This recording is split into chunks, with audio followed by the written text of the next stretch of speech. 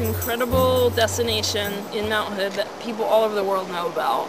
It's kind of one of those things about Mount Hood National Forest that people hear about, and the thing that's really iconic about it is that there are these tubs that are made out of old cedar logs. There's lots of features of it. It's also free. It's been run by the Forest Service for a number of years. It's a little hike in through this beautiful old growth forest. It has lots of elements to it that make it really unique and beautiful and special to a lot of people. And over the years, hundreds and hundreds of volunteers have kept it the place that it is. The Forest Service does really negligible enforcement and monitoring and cleanup of it. They do a lot of ticketing in the parking lot, but they don't go, it's about a little over a mile hike in, so they don't often go up there, or they haven't in the past. And in fact, there's an organization called Northwest Forest Conservancy that has done a phenomenal job over the past few years. They are kind of an offshoot group of Friends of Bagby, which was the volunteer group that was cleaning up and doing litter control up there for years. And Northwest Forest Conservancy, there was sort of a gap of time where crime spiked. And a lot of people who think about the crime and the break-ins to cars at Bagby, a lot of that happened in a 3-year period where no one was really doing any volunteer litter control kind of presence up there.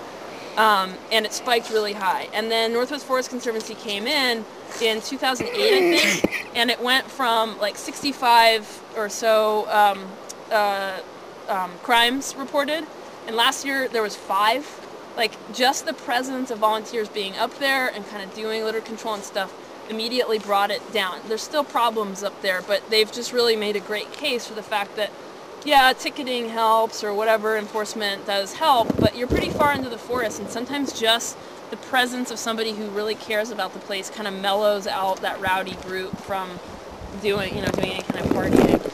So the Forest Service is constantly crying broke because they spend all their money on building roads and logging the crap out of our forest. I'm just gonna put that out there because I've been talking and I'm just gonna make it easy on myself. And they're constantly calling broke, and they say that they don't have the money to deal with Bagby anymore. It's just too much for them to send their people up there.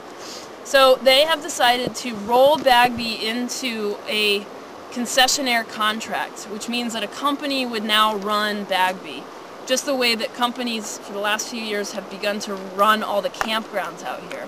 And what happens is a company comes in, and in order to make a profit, they raise the cost of the campgrounds and the sites and the fees that you have to pay when you get there. So even though you are on public land, we all own this land, you've all, presumably most of you, some of you paid taxes last year, so you have already paid the fee to be out here.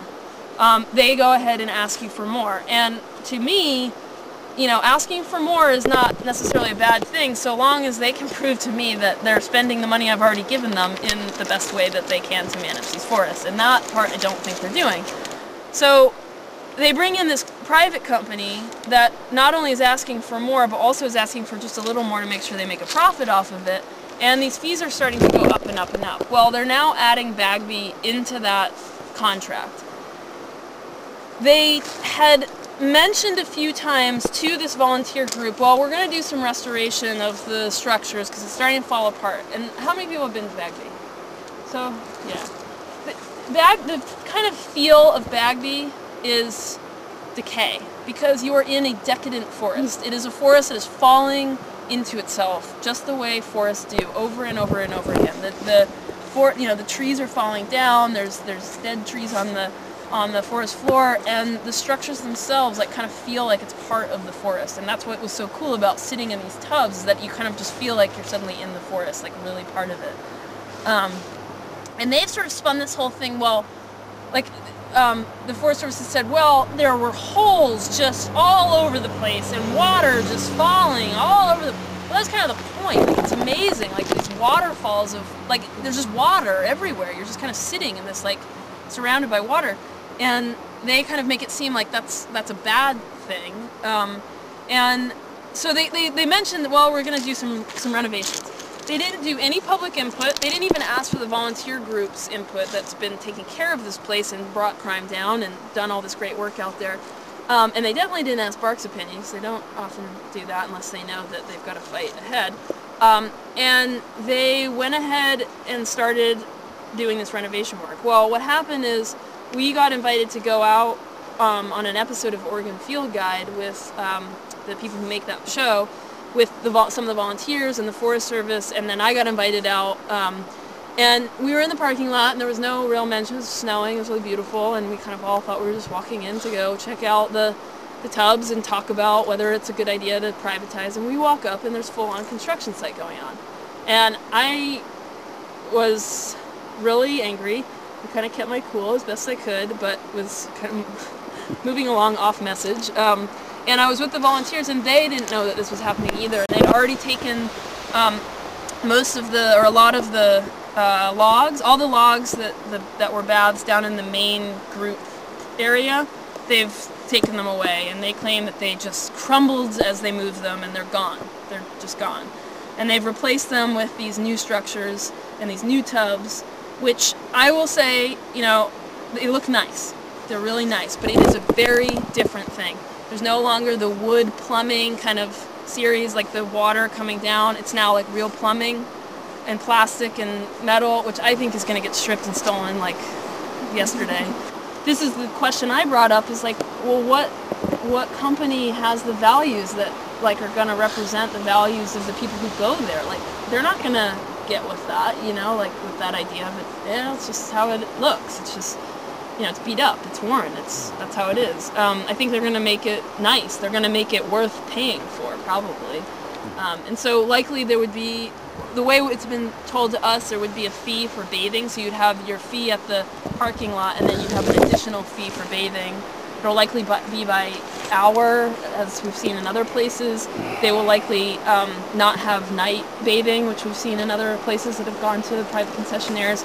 You know, all these things that right now it's sort of like, well, maybe don't go up on Saturday night because you don't know who you're going to find up there. And people just, you know, you just know. People just know to be watchful of that, or you have one or two experiences where you kind of start thinking about when you go. But all in all, I mean, families have kind of returned to that place after a few years of there being a lot of crime. And I mean, last time I had been up there was like 3 families up there, and I was so psyched. It was like, wow, this is great. Like, something's working, you know? It's like people feel safe bringing their kids up here again. And the individual ones, the cedar logs are still there, but they are planning to take those out. So what we're trying to do is stop them from doing that without having some public input. Because maybe they are rotten, maybe they do need to be replaced with something. Maybe it needs to be an old-growth cedar log. Maybe we need to have a conversation about that. Maybe they don't just need to blame it on environmentalists that, like, Bagby's gone to hell because we don't let them log old-growth. So I came back from that and just became furious. And, you know, the big thing for Bark is mostly what we monitor is logging development, but ultimately what we're out here doing is advocating for the public to be involved in decision-making out here. I mean, that is #1 project, is to make sure that the public is involved in these issues and gets a say. And there was no public input in this change, and it's a big change to a place that people are really connected to. So what we're asking people to do is send the Forest Service an email, make a phone call, send a letter, asking for them to have a public hearing or a public meeting and a public comment period before moving forward on the next stage of their construction and before they decide on whether it will become privatized. What we understand is that the companies actually have said they're not that interested in running Bagby, the ones that have been interested in it. And I think one of the reasons they fast-tracked this project that they were doing is because they were trying to make it attractive to a company. They moved Bagby into this contract that is the contract for the whole Mount Hood National Forest. It's 38 campsites, maybe it's more than that actually. So it's a huge contract. So no, that nonprofit does not have the capacity to run all of them. And that's what the contract would be for. So one of the things we want to ask is, can we separate these out? I think that they thought Bagby was going to sort of sweeten this contract and get more people interested. I don't know, and maybe it backfired. We never had this discussion, so I have no idea what the process in their mind is for doing this.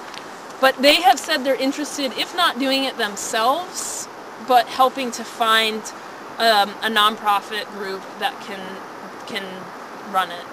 And with the idea that if the Forest Service can't do it, and the only other option is a private concessionaire or company, that hopefully with a nonprofit organization, the commitment would be to keeping it, like they could apply for grants to offset the fees. They could have a fee structure that allows for there to be times when it is, like during the day, that it is still free, but maybe charge at night, or do something in the interest of keeping it accessible and affordable.